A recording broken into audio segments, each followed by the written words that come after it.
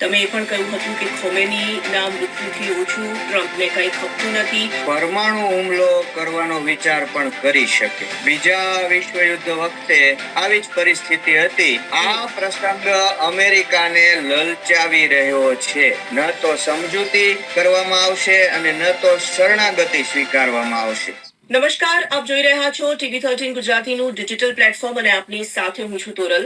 જે રીતે મિડલ ઇસ્ટમાં અત્યારે યુદ્ધની પરિસ્થિતિ જોવા મળી રહી છે, 15 દિવસથી પણ વધુનો સમય પસાર થઈ ગયો છે અને હવે આજે તંગદિલી ભર્યું વાતાવરણ છે. આ યુદ્ધ જેવી જે સ્થિતિ છે તે આગળ કઈ દિશામાં જશે તેને લઈને સ્વાભાવિક તમામ દેશો અત્યારે ચિંતિત છે, કારણ કે આ યુદ્ધ માત્ર મિડલ ઇસ્ટ પૂરતું સીમિત નથી.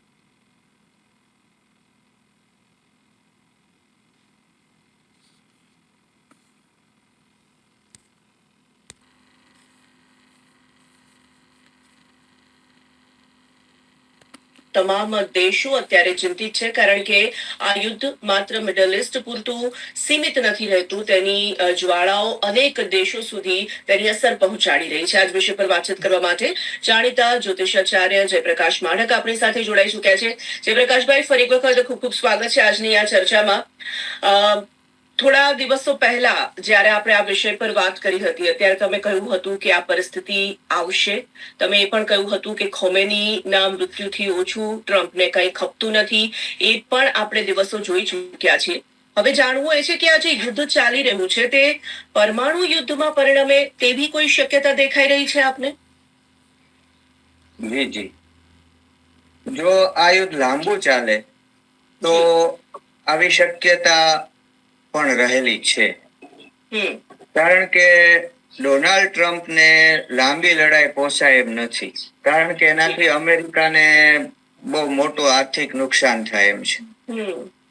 અને ટ્રમ્પને રાજકીય નુકસાન પણ થઈ શકે એમ છે. ઘર આંગણે ટ્રમ્પનો વિરોધ વધી શકે એમ છે. તમે જુઓ છો કે એની વિરુદ્ધ રાજીનામા પણ પડવા માંડ્યા છે. અને આવતી મધ્યવર્તી ચૂંટણીમાં ટ્રમ્પ અને એમના પક્ષને નુકસાન થઈ શકે એમ છે. પરંતુ વિડંબના એ છે કે ટ્રમ્પ હવે સરળતાથી પાછા ફરી શકે એમ નથી. જેથી સંભવ છે કે લડાઈનો શીઘ્ર અંત લાવવા માટે ટ્રમ્પ ઈરાન ઉપર વધુ ઘાતક હુમલાઓ કરે કે પરમાણુ હુમલો કરવાનો વિચાર પણ કરી શકે. બીજા વિશ્વયુદ્ધ વખતે આવી જ પરિસ્થિતિ હતી. જાપાન કાબુમાં આવી રહ્યું ન હતું અને એણે પર્લ હાર્બર ઉપર હુમલો કર્યો હતો, જેમાં અનેક અમેરિકન સૈનિકો મૃત્યુ પામ્યા હતા. અને એટલે જાપાનને જલ્દી ઘૂંટણીએ પાડવા અને લડાઈનો શીઘ્ર અંત લાવવા અમેરિકાએ જાપાન ઉપર 1945માં 2 અણુબોમ્બ હિરોશીમા અને નાગાસાકી ઉપર નાખ્યા હતા. અને જાપાન તરત જ શરણે પણ આવી ગયું હતું. આ પ્રસંગ અમેરિકાને લલચાવી રહ્યો છે. ટ્રમ્પ વારંવાર ઈરાનને શરણે થવા અપીલ કરી રહ્યા છે, કારણ કે એમને હવે યુદ્ધ બંધ કરવું છે, પણ ઈરાન જરાય મચક આપી રહ્યું નથી.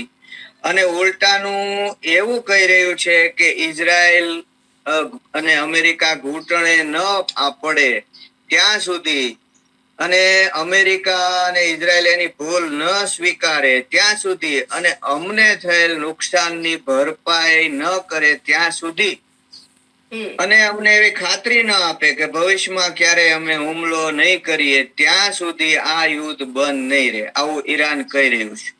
ન તો સમજૂતી કરવામાં આવશે અને ન તો શરણાગતિ સ્વીકારવામાં આવશે. યુએસ અને ઇઝરાયલ હાર માની લે, અન્યથા અમે હજુ વર્ષો સુધી લડવાની અમારામાં ક્ષમતા છે. આમ ઈરાન શરણે થવા હરગીઝ તૈયાર નથી. બીજી બાજુ દિવસે દિવસે અમેરિકા અને ટ્રમ્પના અને યુએઈ, કતર, આ બધા જે એના મિત્ર દેશો છે, સાઉદી અરેબિયાના હિતોને નુકસાન થઈ રહ્યું છે. યુદ્ધ લાંબુ ચાલે તો દુનિયામાં પણ આર્થિક મંદી આવે એમ છે ને અમેરિકા પણ હાલ આર્થિક મંદીમાંથી જ પસાર થઈ રહ્યું છે. તો આની અસરો વિશ્વ ઉપર પડે એમ છે. વિલંબિત યુદ્ધ હવે ટ્રમ્પને ભારે પડે એમ હોય. સંભવ છે કે જાપાનની જેમ ઈરાન ઉપર અણુ હુમલો કરવાના વિચારો ટ્રમ્પના મનોમસ્તિષ્ક ઉપર હાલ છવાઈ રહ્યા હોય. ટૂંકમાં યુદ્ધ લાંબુ ચાલશે અને ઈરાન હથિયાર હેઠા મૂકીને શરણે નહીં આવે અને ટ્રમ્પને જો હજુ બહુ સતાવશે અને ટ્રમ્પને અહીં બહુ જ ફસાઈ ગયાની લાગણી તીવ્ર બનશે તો ટ્રમ્પ અણુબોમ્બ વાપરી શકે છે. તમે ફિલ્મોમાં જોયું હશે કે ગામમાં કોઈ દાદો કે ગુંડો હોય શહેરમાં અને એને જો ગામમાં પોતાની ધાક જમાવી રાખવી હોય તો વચ્ચે વચ્ચે કોઈ કાંડ કે મર્ડર કરતા રહેવું પડે છે એને. એ આવું કરતો રહે છે. હા, તો આવી પરિસ્થિતિ છે બેન. જી આપણે આ તમે જે વાત કરી એ ટ્રમ્પને જો વધારે એવું લાગે કે હવે યુદ્ધ પતતું નથી અથવા ઈરાન શરણાગતિ નથી લેતું તો આ પરિસ્થિતિ આવી શકે છે. ઈરાન પણ આ વખતે અમેરિકા અને ઇઝરાયલની સામે લડી લેવાના બિલકુલ મૂડમાં હોય તેવું દેખાઈ રહ્યું છે, કારણ કે તેઓ પણ શસ્ત્રો હેઠા મૂકતા નથી. જે ડર સતાવી રહ્યો છે તે પરમાણુ યુદ્ધનો છે. ઈરાન તરફથી આવું કઈ થઈ શકે એવું લાગે છે તમને? જી, ઈરાન વારંવાર કહી રહ્યું છે કે આ તો ટ્રેલર છે. અમારી પાસે આનાથી પણ આધુનિક શસ્ત્રો છે. વિનાશક હથિયારો હજી અમે મ્યાનમાંથી બહાર કાઢ્યા જ નથી. અમારી પાસે હજારો કિલોમીટર દૂર ત્રાટકી શકે એવા ડ્રોન્સ પણ છે. વળી એવા ઉચ્ચારણો પણ કરે છે કે કોઈને પણ કલ્પનામાં પણ ન આવે એવો હુમલો અમે કરીશું. સ્વાભાવિક છે કે યુદ્ધમાં સામસામા પક્ષો આવા આકલા પડકારા કરતા જ હોય છે. પણ મારું એમ કહેવાનું છે કે શું આ પરમાણુ હુમલા તરફનો કોઈ ઈશારો તો નથી ને? વચ્ચે એવી પણ એક વાત આવી હતી કે ઈરાન એમ કે 10-12 અણુબોમ્બ બનાવી શકે એટલી સામગ્રી યુરેનિયમની એની પાસે છે. એની પાસે 400 કેજી 400 કિલોગ્રામ જેટલું એમ કે યુરેનિયમ પણ છે. આ વાત 6-8 મહિના પહેલા હતી. તો 6-8 મહિનામાં આ આંકડો એની પાસે જે 60% એનરીચ યુરેનિયમ છે એ આંકડો 90% સુધી પણ પહોંચી ગયો હોય અને ઈરાને એ 10-12 તથાકથિત અણુબોમ્બ બનાવી લીધા હોય ને એની પાસે તૈયાર પણ હોય એવું ન બને? ઈરાનના સૈન્ય પ્રવક્તા અક્રામિનિયાએ તાજેતરમાં જેવું કહ્યું કે અમે એવા હથિયારોનો ઉપયોગ કરીશું કે દુશ્મનો અમારા ઉપર બીજી વાર હુમલો જ ન કરી શકે. આવા હથિયારો અમે પહેલા ક્યારેય વાપર્યા નથી, આવું એમણે કહ્યું છે. તો આ બધી વાતો વિચાર માંગી લે છે. જી કવિતાબેન. જી, બીજું પણ એક જયપ્રકાશભાઈ એક વાત એ પણ છે કે ઇઝરાયલને લઈને પણ ચર્ચાઓ છે, કારણ કે એમની પાસે પણ અણુશસ્ત્રો છે એવું કહેવામાં આવી રહ્યું છે. તો શું એવી અમેરિકા અને ઈરાનની વચ્ચે આપણે ઇઝરાયલના પગલાને પણ ચર્ચવું જોઈએ કે એ શું કરી શકે છે? તમારી દ્રષ્ટિએ શું દેખાઈ રહ્યું છે? જી જી, આપણે ઇઝરાયલને પણ અવગણી ન શકીએ. આપની વાત સાચી છે તોરલબેન. એની પાસે પણ ગુપ્ત રીતે અણુશસ્ત્રો હોવાનું કહેવાય રહ્યું છે. આ વખતે અમેરિકા એને સાથ આપી રહ્યું છે એટલે ઈરાનના સર્વનાશનો આવો મોકો ઇઝરાયલને ફરી મળવાનો નથી એમ એ માને છે. એટલે આ વખતે જ એ ઈરાનનું ચેપ્ટર પૂરું કરવા માંગે છે. ઈરાનની ભીષણ જે મિસાઇલ વર્ષા છે એને લીધે ઇઝરાયલને હાનિ પણ બહુ થઈ છે ને પોતે ત્રાહીમાં પોકારી ગયું છે. ઈરાને સેન્જિલ પણ વાપરી છે અને ખુર્મ શહેર પણ વાપરી છે. હજુ ઇમાદ, હાજી કાસમ આવું બધું એ વાપરી શકે છે. એમ કે છે ને કે અમારી પાસે હજી એવી મિસાઇલો છે કે તમને ખબર નથી. તો ઈરાનની આ મિસાઇલ વર્ષા અને ખાળવી પણ ઇઝરાયલ માટે અશક્ય જેવું બની ગયું છે. એની જે પેલી સિસ્ટમો હોય એ બધી થાળ ને આયર્ન ડોમ ને એ બહુ સફળ થતી નથી. તો જો ઇઝરાયલ પાસે અણુબોમ્બ હશે તો અમેરિકાની મીઠી નજર તળે ઇઝરાયલ પણ અણુશસ્ત્ર વાપરી શકે ખરું. જી જી તોરલબેન.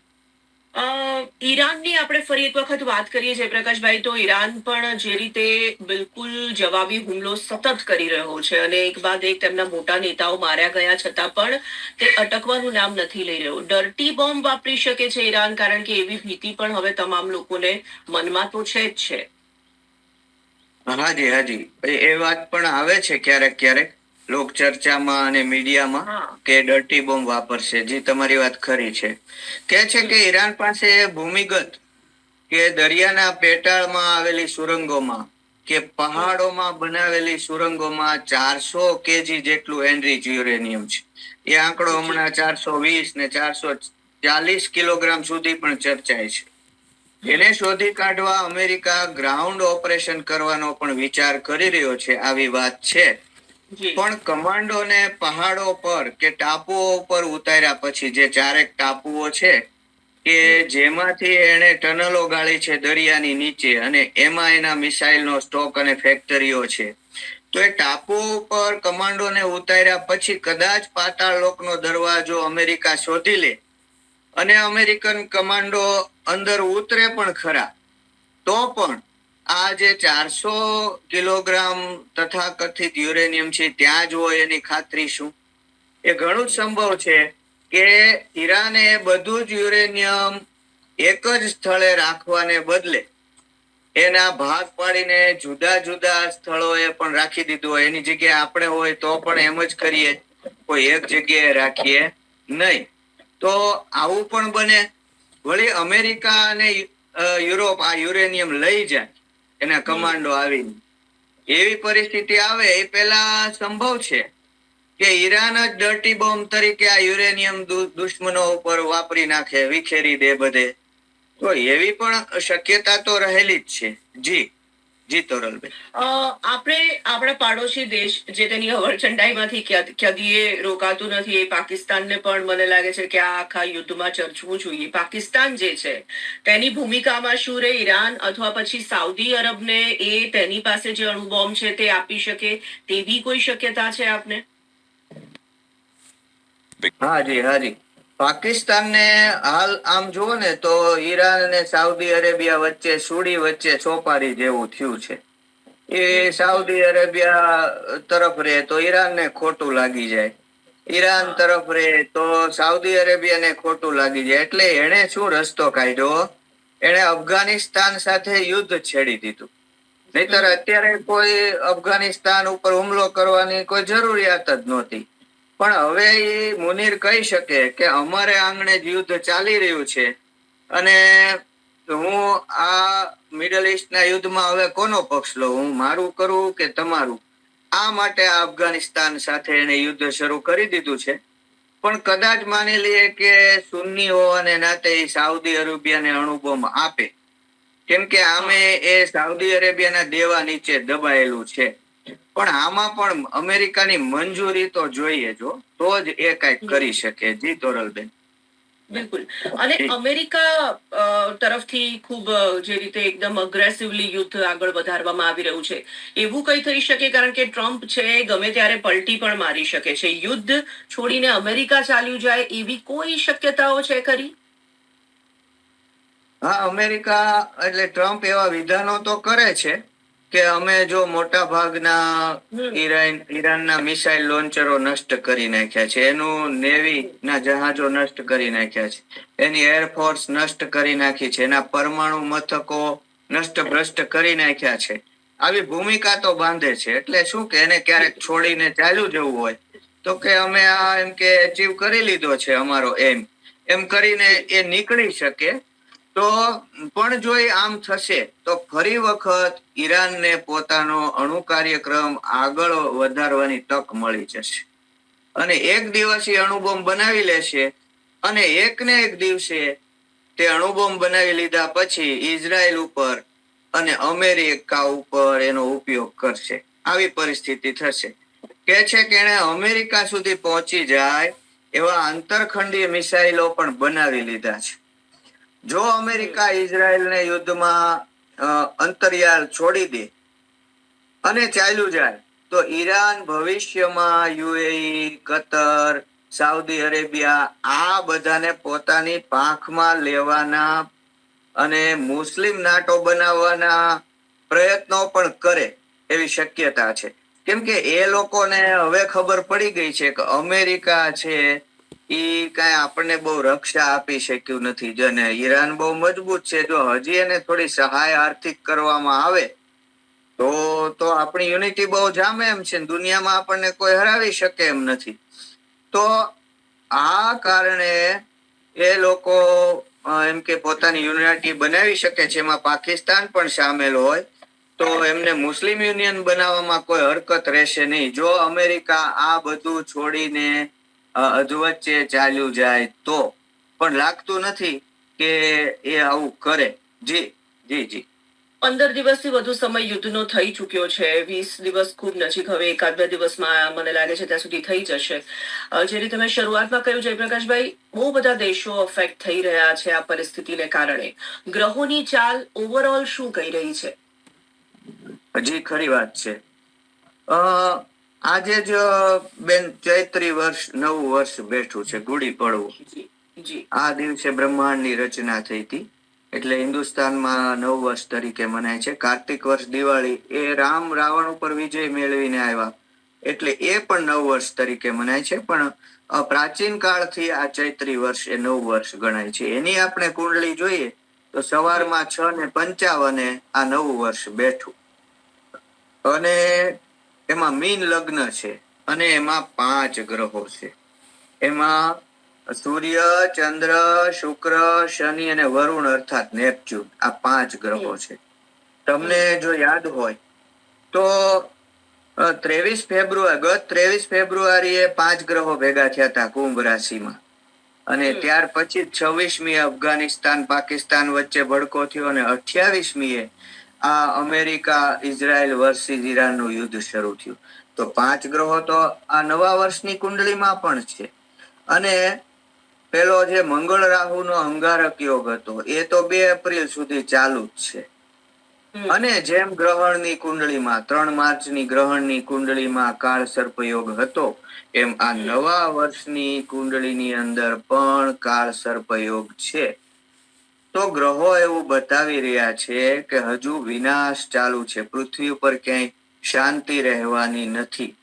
એમાં પણ આ સૂર્ય, ચંદ્ર, શુક્ર, શનિ અને નેપચ્યુન ભેગા છે મીન રાશિમાં. એટલો ફેર પડ્યો છે કે આ મીન રાશિમાં 5 ગ્રહો ભેગા થયા છે. જળ રાશિ છે. પેલા 23 ફેબ્રુઆરીએ કુંભ રાશિમાં એટલે વાયુ તત્વની રાશિમાં 5 ગ્રહો ભેગા હતા. તો યુદ્ધની દિશા બદલાઈ શકે, થોડી પરિસ્થિતિ બદલાઈ શકે. આ જળ રાશિમાં ભેગા છે તો દરિયામાં પણ યુદ્ધ થઈ શકે, સમુદ્ર તટ ઉપર પણ યુદ્ધ થઈ શકે, વધી શકે. હોર્મુઝ સ્ટ્રેટ જે છે એને લીધે અમેરિકા મૂંઝાયેલું છે. એ તો આપણે જાણીએ છીએ કે જ્યાં ઘણા જહાજો છે ડરને માર્યા આગળ નથી ચાલી શકતા. તો એ સમુદ્રમાં પણ કંઈક યુદ્ધની નવી દિશા હવે બદલાઈ શકે છે. એમાં યુરોપે તો જો કે ના પાડી દીધી છે કે અમારા યુદ્ધપોત અમે મોકલશું નહીં. એક એસ્ટોનિયાએ કીધું કે ભાઈ અમે ટ્રમ્પે કહ્યું છે, ઈજન આપ્યું છે તો અમે એક અમારું યુદ્ધપોત મોકલીશું. બાકી તો ભારતને તો એને પૂછવાની પણ ટ્રમ્પે હિંમત કરી નથી. અને યુરોપે ના પાડી દીધી છે કે આ અમારું યુદ્ધ જ નથી, તમે કર્યું છે શરૂ તો તમે પૂરું કરો. ટ્રમ્પે કહી દીધું કે મારે જરૂર નથી. પણ હવે આ હોર્મુઝ સ્ટ્રેટ કદાચ મહત્વનું બની રહે, આ ગ્રહો એવું સૂચવે છે. અને અંગારક યોગ ચાલુ છે એટલે યુદ્ધ હજુ 2 એપ્રિલ સુધી તો મને નથી લાગતું કે એમાં કોઈ મચક આપે. અને આ નવા વર્ષની કુંડળીમાં જ 5 ગ્રહો આવી ગયા. એમાં ખાસ એક મહત્વની વાત એ છે તોરલબેન કે સૂર્ય શનિ ભેગા છે. સૂર્ય શનિ તો આ 5 ગ્રહો જે ભેગા થયા છે મીન રાશિમાં, અમાવસ્યા યોગ છે સૂર્ય ચંદ્રનો, સાથે શુક્ર અને શનિ અને નેપચ્યુન છે વરુણ.